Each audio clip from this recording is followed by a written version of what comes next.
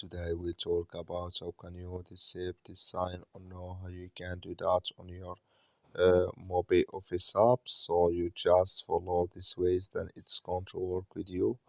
All you have to do in first you just go above this sign, click on it here.